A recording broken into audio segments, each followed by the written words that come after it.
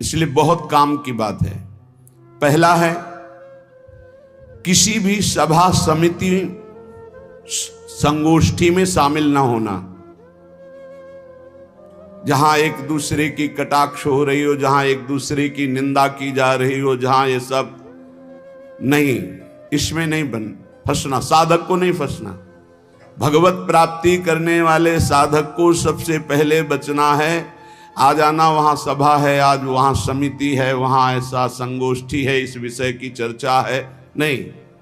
सत्संग, एकांत सेवन, भगवत सेवा, सत्संग, इष्ट मिले और मन मिले, मिले भजन रस रीति, तहां निसंग कोहे मिलिए, तासों कीजिए प्रीति। कभी नहीं गए,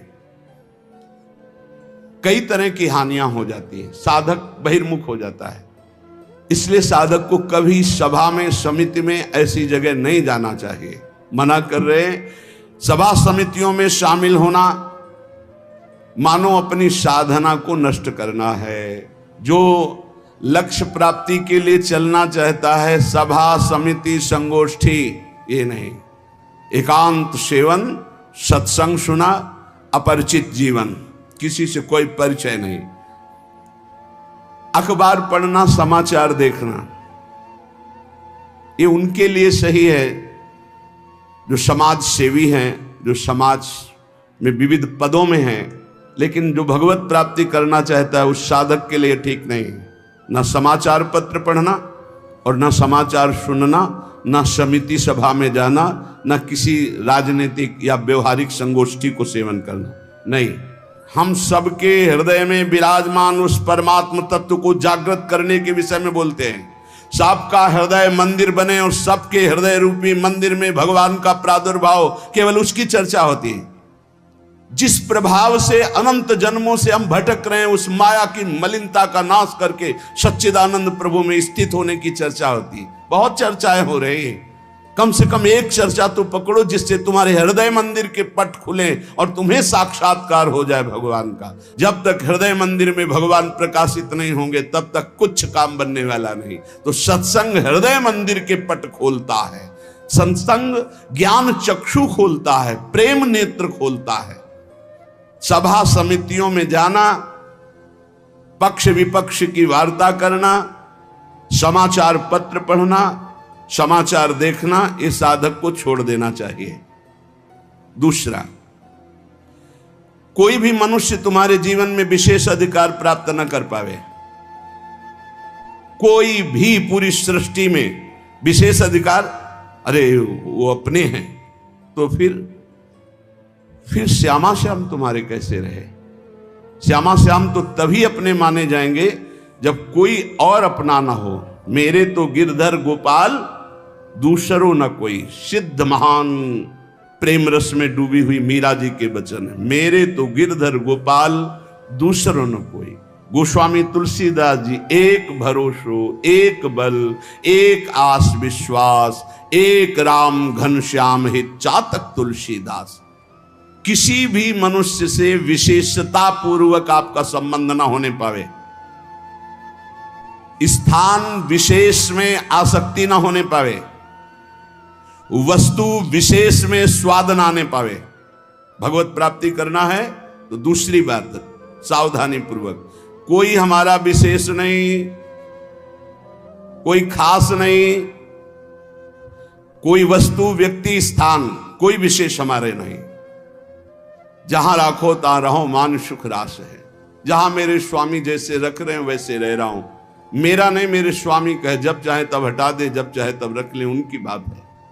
वस्तु जैसा चाहा वैसा भेज दिया, वैसा हम उसका सेवन कर रहे हैं। हमारे लिए कोई खास वस्तु नहीं, मेरे स्वामी ने भेजा इसलिए बात है। तीसरी, मठ या आश्रम की स्थापना करके उसके विषय में चिंतन करना और धन आदि की चाह करना, यह साधक भगवत प्राप्ति से भ्रष्ट होने की वृत्ति है। यह सिद्धों का कार्य है, साधकों का नहीं। मठ आदि की स्थापना करना यह सिद्धों का कार्य, आचार्यों का कार्य है। आश्रम आदि की निर्माण वृत्ति करके फिर उसके संचालन के विषय में चिंतन करना, फिर रुपया पैसा इकट्ठा करना, और जब मर गए तो बाद में जो 4 शिष्य हैं आपस में झगड़ा करना, मुकदमाबाजी शुरू होना। बचो इससे। जैसे बने बनाए मंदिर हैं, बने बनाए जगह हैं, हमको वास मिल रहा है, वास कर रहे, हटा दिए जाएंगे, फिर फुटपाथ में बैठ जाएंगे, पर हमारा कोई चिंतन चुरा ले, ऐसा नहीं। हम ऐसा कुछ नहीं करेंगे जिससे हमारा चिंतन बंटवारा हो जाए। मेरे प्रभु हैं, वो थे, वो रहेंगे। उनके एक निमिष मात्र से अनंत ब्रह्मांडों का सृजन हो जाता है। वो जहां रखेंगे जैसे रखेंगे, जहां राखो तहां रहो, मान सुख रास है। उपासक किसको बैठा ले? स्थान विशेष में आ सकते नहीं, व्यक्ति विशेष में आ सकते नहीं, वस्तु विशेष में आ सकते नहीं। हमारे लिए ना कोई वस्तु विशेष है, ना स्थान विशेष है, ना व्यक्ति विशेष है। मठ और आश्रम आदि की स्थापना करके उसके चिंतन में डुबोना, अपने मन को मानो दुर्गति का मार्ग चयन कर लेना। थोड़ा सा कड़वा लगेगा ये बात। हम कह रहे हैं सिद्धों का कार्य, साधकों का नहीं। साधकों को नहीं फंसना चाहिए। अगर साधक फंसेगा तो नष्ट हो जाएगा, पक्का, इसमें कोई संशय नहीं। वाल्मीकि रामायण में एक प्रसंग आता है कि एक ब्राह्मण देवता भिक्षा याटन के लिए निकले हुए थे, कई दिन के भूखे थे, भिक्षा मिली नहीं, तो रास्ते में कुत्ता आराम से पड़ा था, 3-4 लाठी उसकी खोपड़ी में मारी, फूट गई खोपड़ी। उस समय राजाधिराज चक्रवर्ती महाराज अनंत कोटि ब्रह्मांडों के स्वामी भगवान श्री राम सिंहासन पर विराजमान थे। दरवाजे से आवाज मारी, सेवक ने कहा एक कुत्ता अपनी प्रार्थना करना चाहता है। भगवान ने बुलाया, बोलो। बोले मैं आराम से मार्ग में पड़ा था प्रभु, क्या मार्ग के साइड में पड़े रहना अपराध है? मैं कुत्ता हूं तो इसलिए मेरा इतना भी अधिकार नहीं कि मैं रास्ते के साइड में पड़ा रहूं? नहीं, हुआ क्या, एक ब्राह्मण ने हमारे 4-5 लाठी मारी, खोपड़ी फूट गई। आप बताओ क्या मेरा दोष क्या था? मैंने भूखा भी नहीं, मैंने उसको कुछ छेड़ा भी नहीं, फिर क्यों मारा? बोले हमारे दरबार में ब्राह्मण को तो दंड दिया नहीं जाता। हाँ, आप आए हो इसलिए बुलाते हैं उनको और प्रार्थना करेंगे कि ऐसा क्यों किया। बुलाए गए, भगवान आदर किए उन्हें और कहा आपने ऐसी त्रुटि क्यों की, क्यों मारा इसको? बोले 3-4 दिन से भिक्षा नहीं मिल रही थी, आराम से सो रहा था, मैं भूखा टहल रहा हूं, गुस्सा आई, हमने मार दिया। अपराध है आपका? हाँ है। कुत्ते से कहा कि मैं तो दंड नहीं दे सकता क्योंकि हमारे दरबार में ब्रह्म ऋषि को दंड नहीं दिया जाता। आप दंड निर्धारित कीजिए, क्या दंड दिया जाए? उनका कलिंजर पर्वत का इनको महंत बना दिया जाए। तो ये दंड है, पुरस्कार। जिसको मांगने से भी भिक्षा नहीं मिलती, वो कलिंजर पर्वत के बहुत बड़े आश्रम का महंत बन जाएगा आगे चलकर, तो ये तो पुरस्कार मिला, ये तो दंड थोड़ी। बोले नहीं प्रभु, मैं मानते ही हूं, पूर्व का मैं मानते ही हूं, जो कुत्ता बना हूं, ये जब कुत्ता बनेगा ना तब इसको समझ में आएगा। सीधे कुत्ता ना कह करके इसको हमने, अगर साधक ये सिद्धों का खेल है, जो स्वात्मानंद में मगन है वो पूरा साम्राज्य चला सकते हैं, लेकिन जो साधक है अगर इस प्रपंच में फंसा तो मारा जाएगा। जब तक भगवत साक्षात्कार न हो तब तक होश में मठ और आश्रम आदि की स्थापना करके उसके चलाने की चिंता करना, ये सब बिल्कुल परमार्थ से भ्रष्ट कर देने की बात है।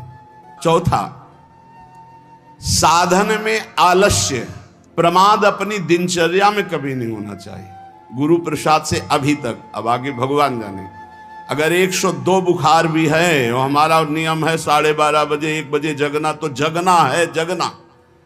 पैदल आते थे, अब ठीक उसी समय राउंड लगा के अपनी दिनचर्या है, अपनी दिनचर्या में 1 मिनट का फर्क नहीं। अब तो आराम से सो सकते हैं, नहीं, आराम कहां, जब तक शरीर में श्वास है आराम नहीं। इसको ऐसे रगड़ा जाता जैसे कंजूस मालिक नौकर से, ऐसे इस शरीर का प्रयोग किया जाता है। एक एक श्वास बचा बचा के भगवान के चरणों में, और खूब मेहनत कराओ इससे। ये किस काम में आएगा? खा खा के अगर वजन बढ़ा रहे हो तो लकड़ी का वजन बढ़ेगा, फूंक दिया जाएगा शरीर, और किस काम में आएगा? ना उठने में सुविधा, ना दिनचर्या में सुविधा। जब शरीर बढ़ जाता है ना, अरे थोड़ा कम खाओ, खूब इसको व्यायाम प्राणायाम और अपनी दिनचर्या मेहनत करो, खूब नाम जप करो, भजन करो, इसके लिए मिला है। बोले साधन में आलस्य नहीं होना चाहिए। अपनी दिनचर्या में प्रमाद नहीं होना चाहिए। किसी भी साधक दिनचर्या में प्रमाद का मतलब है अपने जीवन को नष्ट करना।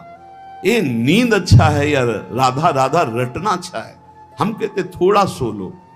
नींद में केवल सुख जो मिलता है वो 5-6 घंटे संसार का चिंतन छूट गया इस बात का है।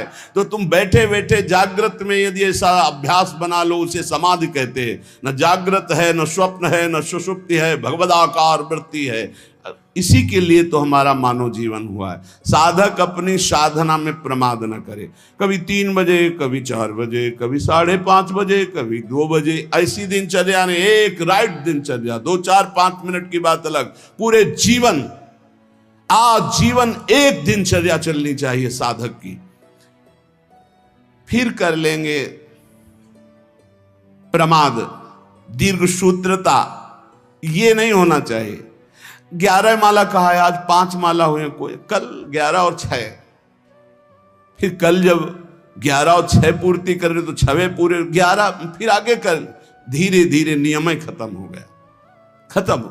हम कभी इस बात से राजी ना हो कि हमारा मन भजन के लिए आगे टालता है। जब हम दीक्षा देते हैं तो इतना जरूर कहते हैं कि 11 माला गुरु मंत्र के अधिक जपो तुम्हारे सौभाग्य का विषय पर। हमारा नियम 11 कम से कम प्रारंभिक स्थिति में, 12 पद कम से कम चतुरासी जी के पूरी पाठ कर जाओ, तुम्हारे अहो भाग्य धन्य भाग। रो रो कर जब नाम पुकारते हैं तब कृपा होती है। पता नहीं कौन सी परिस्थिति ऐसा आ जाए कि लाद कर तुम्हें धाम से बाहर फेंक दिया जाए। हाँ, कोई रोग हो सकता है, कोई घटना घट सकती, इसलिए सावधान। प्रमाद स्थिति नहीं, दीर्घ सूत्रता नहीं, अपने दिनचर्या में कोई फर्क नहीं पड़ना चाहिए। जिसकी दिनचर्या ठीक नहीं है, पूज्य सदगुरुदेव भगवान के वचन, साधु की पहचान उसकी दिनचर्या से होती है। जिसकी दिनचर्या राइट टाइम फिक्स चलती है, साधुता ठीक चल रही है। अगर दिनचर्या में व्यवधान, तो तुम्हारे जीवन में व्यवधान है, हटा दो, अपनी दिनचर्या में आओ। दिनचर्या ठीक होनी चाहिए। गुरुजनों के वचनों में, शास्त्र के वचनों में अविश्वास, अश्रद्धा या उपदेश दिए हुए कार्य के लिए निश्चय की कमी। आपको ऐसा करना है, हाँ हाँ कर लेंगे, नहीं वही करना है जो आज्ञा हो गई, बस सब बात बन जाएगी। 5वां, कोई तुमसे विजय प्राप्त करने आया है शास्त्रार्थ के लिए, पहले ही हाथ जोड़कर हार जाओ। अगर भगवत प्राप्ति करनी, परास्त करने की कोशिश मत करो। 6वां, अपने को संत मानना और दूसरों को दोष दर्शन करना, ये साधक का नाश कर देने वाला होता है। अपने को संत मानना, दूसरों को असंत मानना, मतलब पतन का रास्ता निश्चित कर लिया। आचार्य चरण कह रहे, क्वा हम तुच्छा परम अधमा प्राण हो गर्ह कर्मा, कहा मैं तुच्छ अधम अपराध करने वाला। अपने को असंत और दूसरों को संत माने। 7वां, दूसरों के दोष देखना और उनको प्रकाशित कर देना, ये केवल गुरु की वृत्ति में होना चाहिए। वो अपने शिष्यों के दोष देखकर उसे प्रकाशित करके नष्ट कर दे। बकाया साधक को ये कभी वृत्ति नहीं रखनी चाहिए कि दूसरों के दोष देखकर और उनको प्रकट करना, चुगली करना। अगर साधक किसी के दोष देखता है तो उसी के सामने उसको फटकारे, तब तो मित्र माना जाएगा। और उसके चले जाने के बाद यदि पीछे चर्चा करता है तो उसे निंदा करते हैं, निंदा करने से पाप लगेगा। तुम्हारे अंदर वही दोष बहुतायत मात्रा में जागृत हो जाएगा। शब्द याद कर लो। अगर किसी के प्रति तुम्हारा दोष दर्शन है तो उसी के सामने कहो उससे, ए भाई हमने सत्संग में सुना है, ये जो तुम्हारी बात है ना ये ठीक नहीं है, इसको सुधार कर लो। तो निंदा नहीं मानी जाएगी। वो चला गया, इसके बाद आप उसकी चर्चा करते हैं, अब ये पाप होगा। पर निंदा के कीते आवत नहीं कछुआत, मूर्ख पर्वत पाप को ले चल अपने साथ। 8वां, किसी भी मनुष्य का ना शरीर से अपमान, न वाणी से अपमान और न मन से उसके नाश का चिंतन। जो तुम्हारा अहित कर रहा है, तुम्हारी निंदा कर रहा है, तुम्हारा अपमान कर रहा है, तो तुम्हें लौट कर अपमान नहीं करना। यह सिद्धांत है भगवत प्राप्ति का। और मन से संकल्प नहीं बनाना कि भोगोगे, क्योंकि तुम भजन करते हो। अगर ऐसा सोचे तो वो भोगेगा जरूर, लेकिन तुम्हारा भजन भगवत प्राप्ति की योग्य नहीं रह जाएगा। 9वां, पर चर्चा, बैठकर सदैव दूसरे के विषय की चर्चा, ये साधकों में कुछ दोष होते हैं, इसलिए इसका सुधार करना चाहिए। पर चर्चा, पर निंदा से साधक को बहुत बचना है। ये जबान बहुत दुष्ट है, इसको रोको, वाणी को रोको। वाणी एक अमोल है, जो कोई बोले जान, हे तराजू तौल के तब मुख बाहरान। और 10वां, सीरियल, नाटक, सिनेमा, नौटंकी, ये सब साधक नहीं। असत साहित्य नहीं पढ़ना, नहीं देखना, नहीं सुनना, बहुत बड़ा प्रभाव पड़ता है। इससे बहुत बड़ा प्रभाव पड़ता है, बहुत बड़ा प्रभाव पड़ता है। आपको अनजाने में पतन के मार्ग में आपको ले जाएगा। आपको सुनना है सत्संग, तो सुनने वाला यंत्र रखिए। ये सुनने के लिए ये जो टच वाला मोबाइल है, बचो इससे, पक्की बात है। इसको हम बहुत प्रार्थना पूर्वक निवेदन करते हैं कि साधक जो घर से निकला है भगवत प्राप्ति के लिए, टच वाले मोबाइल से बचे। जहां भगवत प्राप्ति की लालसा से आपने वैराग्य लिया, वहां भोगों की लालसा पैदा कर देगा, पैदा कर देगा। जहां आप खोले मोबाइल तो आपके ऑप्शन ही ऑप्शन है, और मन कभी भगवत ऑप्शन सुनना चाहे तो बड़ा पवित्र मन होता है। हाँ, ये संसारिक बात है। इसमें क्या है? अच्छा, इसमें क्या है? ढूंढते ढूंढते वहां पहुंच गए जहां नहीं पहुंचना चाहिए, और आपको नष्ट कर देगा। सत्संग सुनना है तो यंत्र रखो सत्संग सुनने का। अगर आपको सही माने में मोबाइल का ही प्रयोग करना है, बहुत जरूरी है, तो हम कहते हैं छोटा वाला मोबाइल रखो। लेकिन नहीं, स्मार्ट, बड़े स्मार्ट बने हो, माया से थोड़ी तुम्हारी स्मार्ट गिरी चलेगी। माया तुमसे ज्यादा स्मार्ट है, उसी स्मार्ट में फंसा देगी। स्मार्ट है तो कहते हैं उसे, स्मार्ट मोबाइल कहते हैं। हाँ, तुम्हारी स्मार्ट गिरी नहीं चलेगी माया के आगे। वो एक दृश्य दिखाकर, मछली के मैथुन को देखकर सौभरी महात्मा जल में समाधिस्थ रहते थे, साधना भ्रष्ट हो गई। अजामिल लकड़ी लेने गया था, वैश्यागमन देख करके उसकी बुद्धि भ्रष्ट हो गई, उसी वैश्या में आसक्त हो गई। प्रार्थना है, बहुते बिना मोबाइल के नहीं चलता तो 1800 वाला ले लियो, 2000 का जो नहीं आता इतना बड़ा। भाई बहुते बात करनी, कहीं कोई तुम्हारा पदाधिकारी हो तो भाई देख लियो। नहीं तो हमें प्रार्थना करनी है साधकों से, स्मार्ट से बचो। बहुत स्मार्ट है वो, तुम्हें फंसा लेगा, भगवत मार्ग से गिरा देगा, पक्का पक्का गिरा देगा। मान लो, हम कह रहे हैं, लेकिन कोई नहीं मानने के लिए तैयार है। और किससे बात करनी? श्री जी के लिए ये स्मार्ट काम नहीं करेगा, वहां फोन बात होगी नहीं, वहां तो राधा नाम काम करेगा, राधा राधा राधा राधा राधा। हाँ, कुछ ऐसी आवश्यकताएं हैं जिनकी जरूरत है, क्योंकि बिना उसके काम नहीं चल सकता। तो हम कह रहे जहां तक हो सके, और अगर किसी को बहुतय की रखना है तो बहुत हिम्मत करो, कसम खा लो कि कभी हम और क्षेत्र में नहीं जाएंगे। बहुत बड़ा क्षेत्र है। आज कोई भी व्यक्ति हमको प्रायः ऐसा नहीं दिखाई देता जिसकी कनपटी में मोबाइल ना लगा हो। भगवान का ये बहुत विचित्र कलयुग, भगवान ने ये यंत्र चलाया है, बहुत विचित्र। ये भगवान की बहुत माया चली। तो कह रहे नाटक, सिनेमा, फिल्म, सीरियल, समाचार, बचो भाई। अगर भगवत प्राप्ति करना है तो थोड़ा सावधान हो जाओ। 11वां, शास्त्र विरुद्ध कोई भी आचरण ना हो, नहीं तो भय को प्राप्त हो जाओगे। बड़े शेर दिल होकर के भी तुम्हें गुलामी ऐसे की सहनी पड़ेगी जो तुम सोच नहीं सकते। अगर अशास्त्रीय थोड़ा भी कर्म हुआ तो वही तुम्हें रौंद देगा। एक छोटा सा, एक नीच प्रवृत्ति वाला तुम्हारे ऊपर शासन कर लेगा। हमारी बात को समझना, जो लिखा है, शास्त्र विरुद्ध कोई भी आचरण तुम्हारे शेर दिल को रौंद देगा। शेर दिल का मतलब समझते हो? साधु सिंहवत होता है, बिल्ली बना देगा। वही तुम्हें डाउन होना पड़ेगा, वही तुम्हारी हंसी उपहास, वही तुम्हारी निंदा हो जाएगी, अशास्त्रीय आचरण। 12वां, बड़ों के आने पर खड़े हो जाना चाहिए, नहीं तो प्राण शक्ति कमजोर होती है। अपने से पूज्य और बड़े जन आवे तो हाथ जोड़कर खड़े हो जाने से हमारी प्राण शक्ति मजबूत होती है। पक्का मानो, ये जो दिल कमजोर हो रहे हैं ना, इसका कारण खान पान व्यवहार अशास्त्रीय, ये जो सुबह 8-10 बजे तक सो रहे हैं, आयु नष्ट हो रही, ये जो नाना प्रकार के बाहरी भोजन कर रहे हैं, इनसे अपने यंत्र कमजोर हो रहे हैं, जो अशास्त्रीय कार्य हो रहे हैं उनसे जीवनी शक्ति नष्ट हो रही, प्राण शक्ति कमजोर हो रही। पक्का मानिए, आज प्रायः लोग ऐसा ही है कि 1-2 बजे रात्रि के सोते हैं और 8-10 बजे जगते हैं। हमारी प्रार्थना है भुवन भास्कर उदय हो रहे और आप सो रहे, तो आपकी श्री कीर्ति यश पवित्रता प्राण शक्ति जीवन शक्ति इन सब का नाश हो रहा है। अरे प्रातः काल भगवान उदय हो रहे हैं, हाथ जोड़कर प्रणाम मात्र कर लो, नार्घ देव तो प्रणाम तो कर लो, भुवन भास्कर पधारे सूर्य नारायण, लेकिन नहीं 10-11 बजे तक सोते।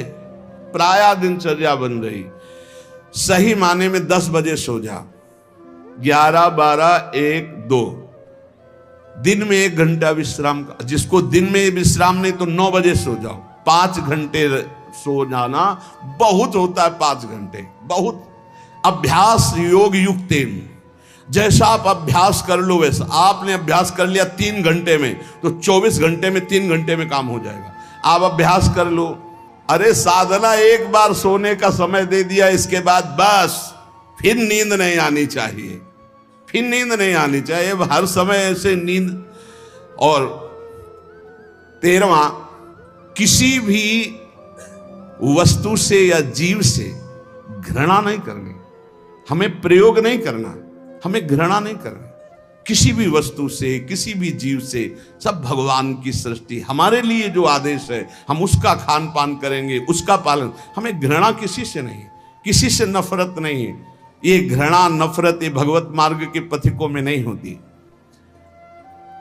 विपत्ति में घबरा करके किसी और से सहयोग मांग लेना, ये बहुत खास बात है। बैठे रहो, प्रभु देखते हैं, बने तो आपसे बने, नहीं तो बिगड़ जाए, देखेंगे आप कैसे बना। पक्का गिरते गिरते गोद में हो जाओगे। कई बार हमने अनुभव किया सेकंड का, अगर सेकंड की चूक हो जाती तो ऐसी घटना घट जाती है। सेकंड की चूक, सेकंड की चूक नहीं होने दी मेरे प्रभु ने, हमने कई बार देखा है। इसलिए भारी विपत्ति में घबरा कर किसी और का सहयोग लेना कभी ऐसा अनन्य भक्त के द्वारा नहीं होना चाहिए। अब क्या होगा? वही होगा जो प्यारे राम जी को भाएगा। और राम जी मंगलमय है, पक्का मंगल ही होगा, अमंगल नहीं हो सकता। भक्तों का सदैव ऐसा ही होता है। वही होगा जो हमारी प्रियालाल चाहते, वही होगा जो हमारे इष्ट चाहते। इष्ट मंगल भवन है, अमंगल हो नहीं सकता। भारी संपत्ति प्राप्त हो तो फूलना नहीं कि अब तो। वैसे सही बात देखो, जो भगवान का भजन करते हैं उनके लिए हर कोई वस्तु हर्ष वाली नहीं होती। किसी में हर्ष होता है, बहुत ही बढ़िया चीज मिल गई, बहुत सब, हर चीज नाशवान है। हर चीज, हर वस्तु, यहां जितना दुखालयम शाश्वतम नाशवान, यहां की कोई वस्तु हर्ष देने वाली है, सुख देने वाली है, प्रतिपल नष्ट हो रही। पर ज्ञान सही है नहीं है, इसलिए हम हर्षित हो जाते हैं कि हमको अमुक वस्तु मिल गई, अमुक व्यक्ति मिल गया, अमुक पदार्थ मिल गया। किसी भी कारणवश अकस्मात आपकी बात सिद्ध हो जाती है, जो आप कह दिए, तो आप उसके सिद्ध हो जाने पर जो आपने कहा, आपको दुख होना चाहिए। आपने जो चाहा वो हो गया, आपने जो मांगा वो हो गया, आपने जो कहा वो हो गया, तो आपको दुख मानना चाहिए। नहीं नहीं, ये अगर बात मेरे अंदर आ गई तो मैं भगवत प्राप्ति नहीं कर पाऊंगा, इस बात का दुख होना चाहिए।